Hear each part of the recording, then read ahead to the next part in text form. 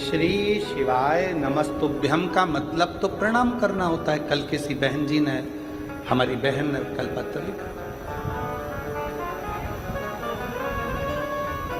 नमः शिवाय का मतलब भी प्रणाम करना होता है, ओम नमः शिवाय का मतलब भी प्रणाम करना होता है। तो श्री शिवाय नमस्तुभ्यम इस मंत्र का मतलब जब प्रणाम करना है तो प्रणाम करने पर शिव इतनी कृपा कर देते, इतनी करुणा कर देते, इतनी दया कर देते हैं।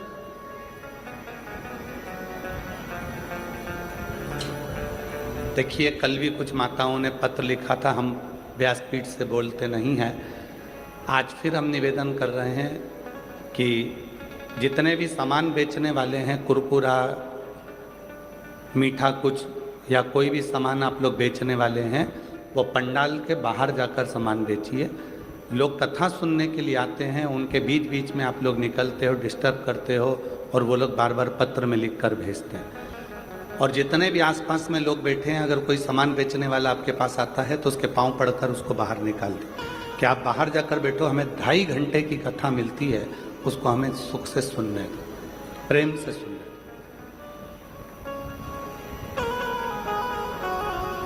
शिव कथा कह रही है,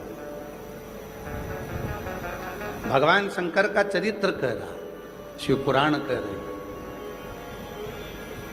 माता जी ने पत्र लिखा, बहन जी ने पत्र लिखा कि शिव महापुराण में श्री शिवाय नमस्तुभ्यम का मतलब प्रणाम करना है, नमः शिवाय का मतलब प्रणाम करना है, ओम नमः शिवाय का मतलब प्रणाम करना है। तो प्रणाम करना क्या इतना फलदायी हो जाता है कि वो व्यक्ति की जिंदगी बदल देता? क्यों नहीं?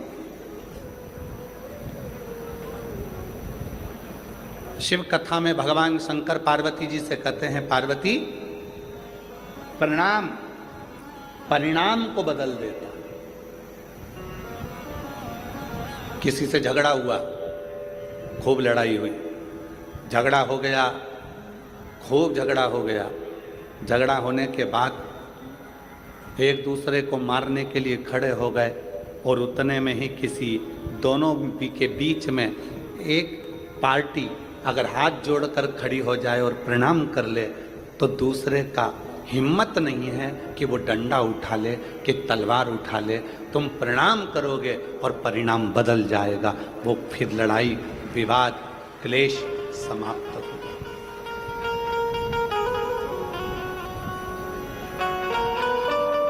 प्रणाम कर कर तो देखो।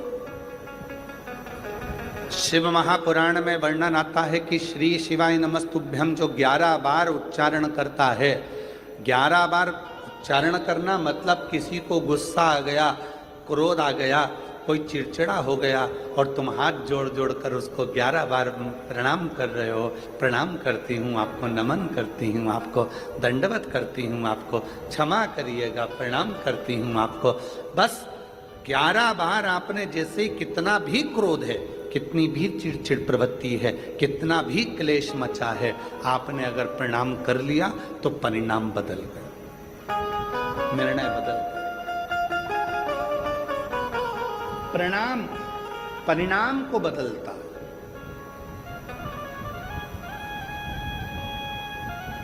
महादेव नमन चरणों में स्वीकार कीजिए, सबका किया है मेरा भी उद्धार कीजिए, उद्धार कीजिए। कई लोग कहते हैं गुरुजी आप इस लाइन को बोलो, पर आप सबसे बुलवाते हैं, उसका कारण क्या है? हमने कहा कि शिव महापुराण की कथा केवल कथा नहीं है, शिव महापुराण की कथा में आप अपने पिता से बात करने के लिए आए हो, और यहाँ आया हुआ एक एक जीजी, एक एक जीजा, एक एक बेटी, एक एक बेटा, मेरी एक एक बहन, एक एक माता, बुजुर्ग पिता जब इस लाइन को बोलते हैं, उनके मुख से जब ये लाइन निकलती है कि सबका किया है मेरा भी उद्धार कीजिए। तो आपकी वाणी उस शिव को लगती है और शिव आप पर करुणा करना प्रारंभ कर देते हैं, आप पर कृपा करना प्रारंभ। पर महादेव नमन चरणों में स्वीकार कीजिए, सबका किया है मेरा भी उद्धार कीजिए, उद्धार कीजिए। है त्रिपुंडधारी, है त्रिशूलधारी, है त्रिपुंडधारी, है त्रिशूलधारी। भगवान परिणाम बदलने के लिए बैठे, हमको उत्तर नहीं देना। राम जी किसको मानते हैं? कौन से देवता हैं जिसकी पूजन राम जी करते हैं? उत्तर तो जल्दी से, शिव जी। भगवान कृष्ण किसकी पूजन करते हैं? शिव जी की। राम जी भगवान शंकर की पूजन कर रहे हैं, कृष्ण भगवान शंकर की पूजन कर रहे हैं। जब आप लोगों ने श्रीमद् भागवत कथा बहुत सुनी होगी, आपके क्षेत्र में होती भी रहती है, आप लोग जाते भी रहते हैं, टीवी पर भी सुनते रहते हैं। भागवत जी में आपने सुना होगा, शिशुपाल ने भगवान कृष्ण को गालियां दी, गाली पर गाली दी, एक गाली, दो गाली, तीन गाली, वो बकता गया, गाली पर गाली देता गया। और भगवान कृष्ण मुस्कुरा रहे थे। किसी ने भगवान कृष्ण से कहा, तुमको इतनी गालियां दी जा रही है, शिशुपाल तुमको गाली पर गाली दे रहा है और तुम मुस्कुरा रहे, कुछ बोल नहीं रहे। भगवान कृष्ण कहने लगे कि मैंने उपमन्यु के मुख से सुना है, शिव का भक्त पलटकर जवाब ना दे, उसका जवाब शिव देता है। शिव का भक्त पलटकर जवाब ना दे, उसका जवाब शिव देता है। तो भगवान कृष्ण कहते हैं, मैं शिव का भक्त हूं, मैं पलटकर जवाब नहीं दूंगा, जवाब तो महादेव देंगे। एक गाली हुई शिशुपाल की, दो गाली हुई, धीरे धीरे करते 80 गाली हो गई, बकता रहा, गाली देता रहा, 90 गाली हो गई और 99 गाली हो गई, और आखिरी में 99 गाली पूरी होते से ही 100वीं गाली जैसी पूरी हुई और भगवान कृष्ण के हाथ में सुदर्शन चक्र आ गया। भगवान कृष्ण ने सुदर्शन चक्र को बुलाया नहीं था,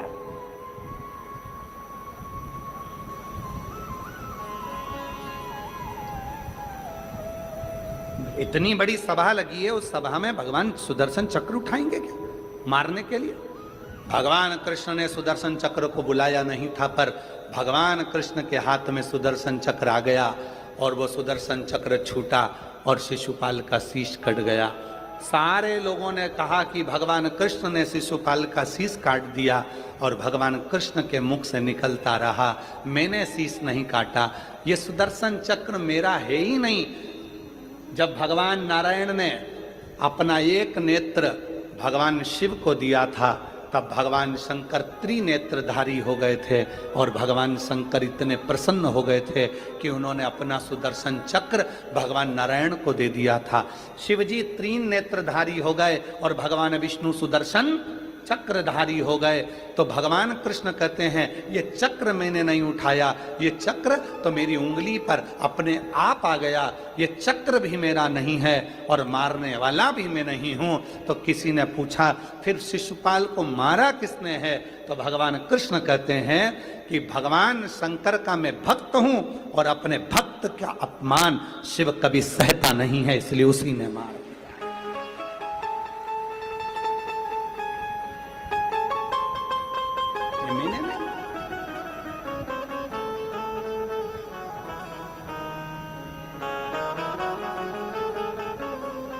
शिव का सच्चा जो भक्त होता है ना, वो जवाब देना नहीं जानता। हो गया।